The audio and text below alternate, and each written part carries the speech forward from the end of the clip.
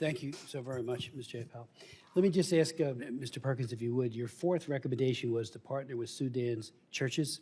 And we know that we're seeing in a lot of places where jihadism is rampant, where non-radical Muslims are targeted for killing. We see that in Nigeria, but the Christians are targeted simply because they are Christians.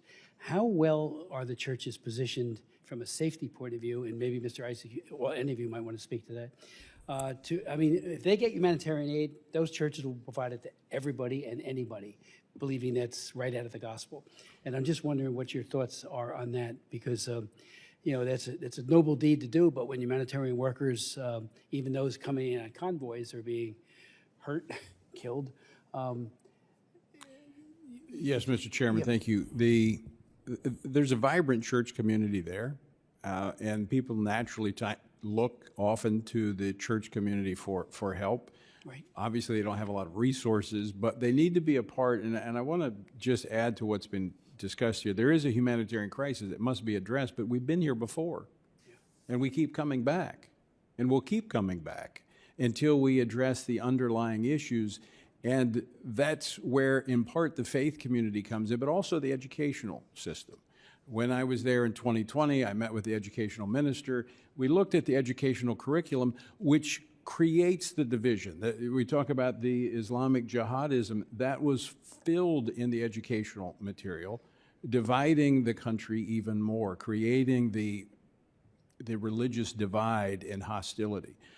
We were hopeful, and in fact, the educational ministry was making steps to change the educational material. This may come as a surprise, but the UAE was the source of that material, because the UAE is probably one of the best actors that we can work with in that region. They're very reasonable on many things. Their educational material, much better than what we've seen coming out of Saudi Arabia historically. So we've got to look at this holistically. Yes, let's fight the fire. Let's put the fire out. But let's make sure as we rebuild, we're rebuilding on a solid foundation. That includes the civil society and education, but that must include the religious community being a part of developing a way forward. I do think they can be a part of the current situation, but they have to be a part of the civil-led government going forward. Okay. Before we close, anyone else want to make any final comments? Nicole, your point about food as a weapon, I remember when Mengistu in Ethiopia was using food as a weapon, and many of us raised our voices from the highest. I went to the UN, met with their ambassador, and he pretty much told me, go jump in the lake. And they used it effectively. I mean it was just, it was horrible. And now we're seeing a repeat of that as well. But anything else before we close? I would just, to that point of the food being used as a weapon, it's because of the underlying instability that remains in that country. And until we deal with the underlying instability, food will always be used as a weapon because it'll be in short supply. Well, thank you so very, very much for your testimony and for your patience with the intervening votes. I do apologize for that, but I thank you.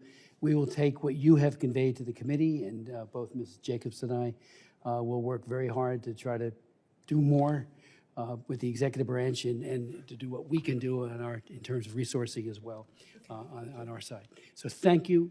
I just want to, again, thank the witnesses.